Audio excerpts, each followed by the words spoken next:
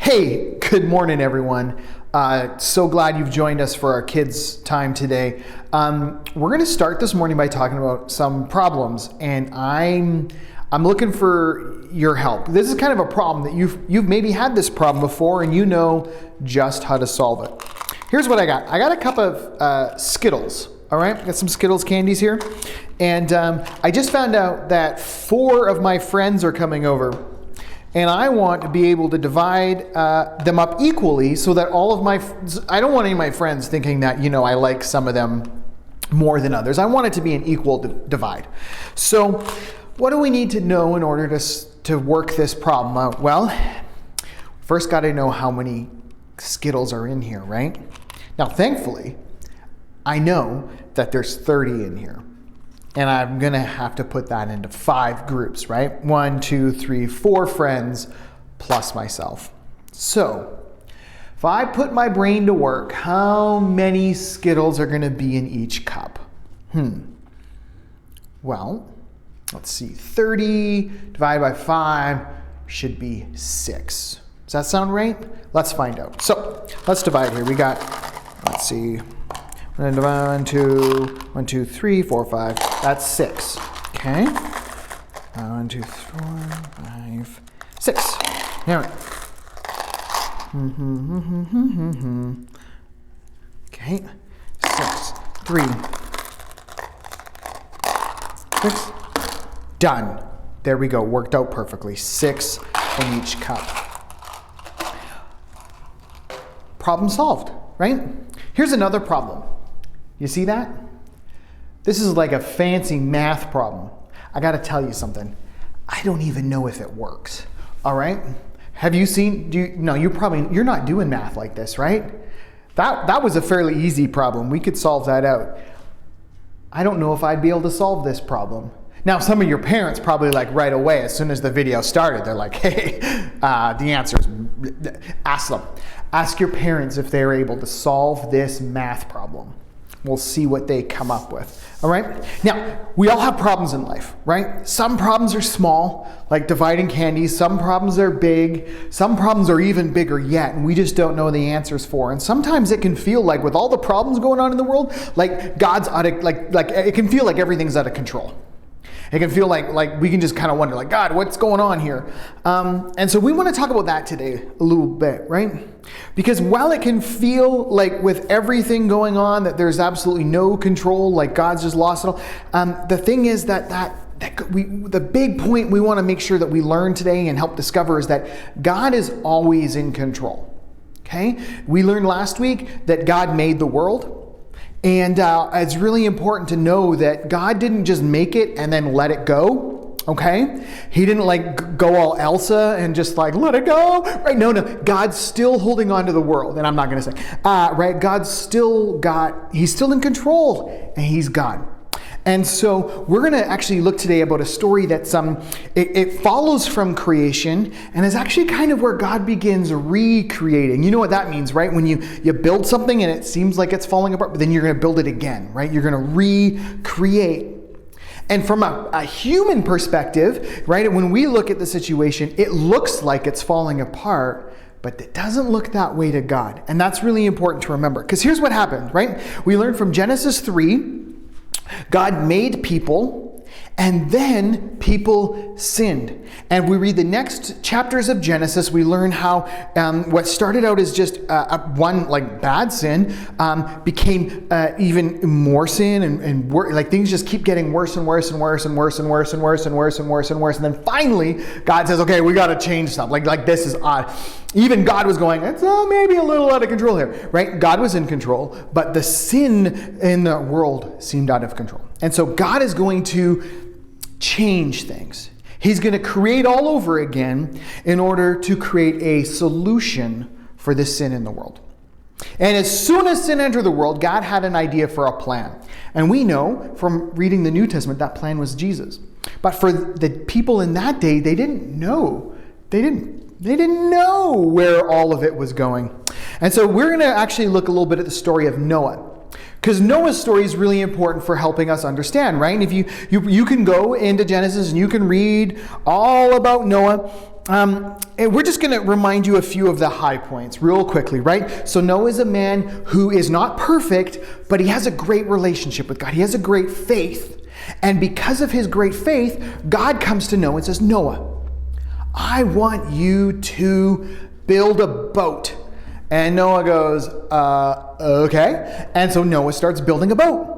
He and his sons, they get together, they build a big boat. Then God says, I'm going to send you like 2 of every animal. You got to get 2 of every animal so that when your time on the boat is over, they can repopulate. So God sends 2 of every kind of animal. The 2 alligators and the 2 crocodiles and the 2 everything, right? Except some animals, special animals, there's even more. Animals like sacrificial animals, they take 7 up. So God gives Noah the directions. Noah follows the directions. God gives Noah the animals. Noah takes care of the animals. They're on the boat. Rains come. Rains stop. They wait. They wait. Finally, they realize dry land. Off the boat they go.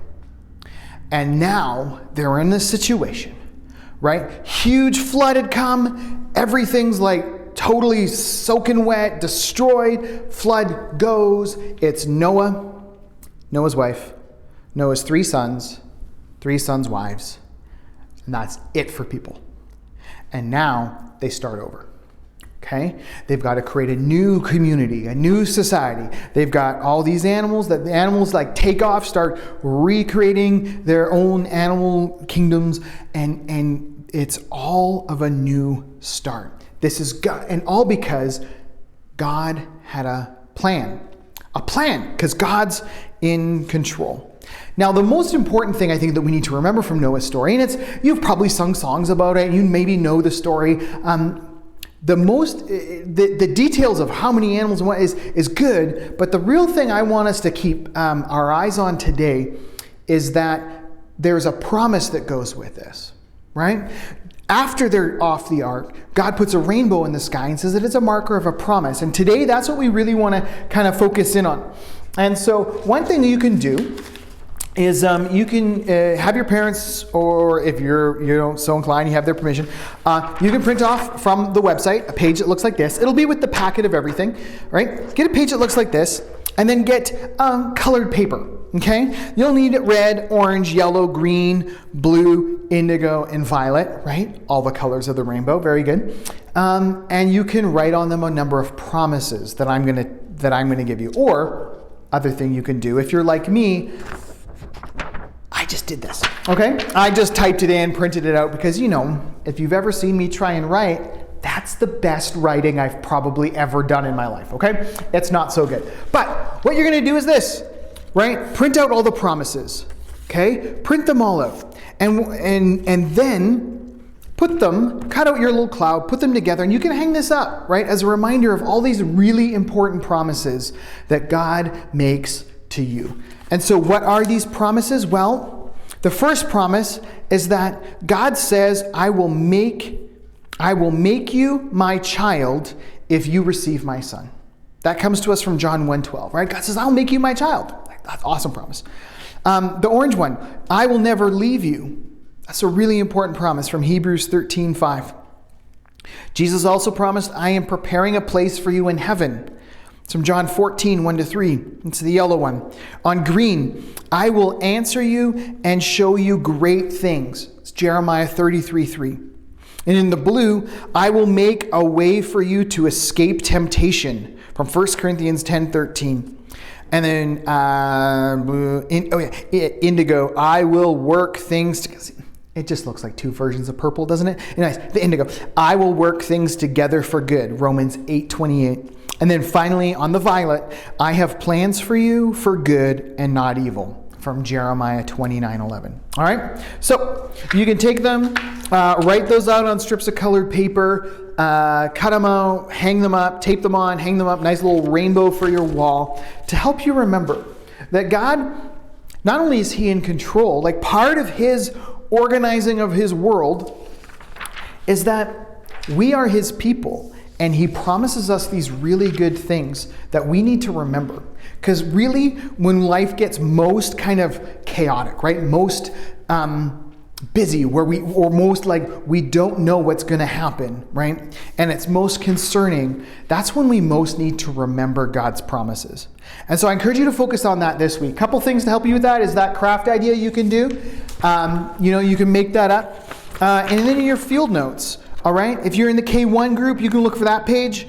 On the back, go through Genesis 7 and 8, 9, and just kind of go through that whole account of Noah and order them in the right order. Okay? That'd be awesome for you. And then if you're older, here's what we have. We have that whole rainbow. You can just color it here, but really, it's way more fun. Print it out, cut it out, do that. And then, what does this page say?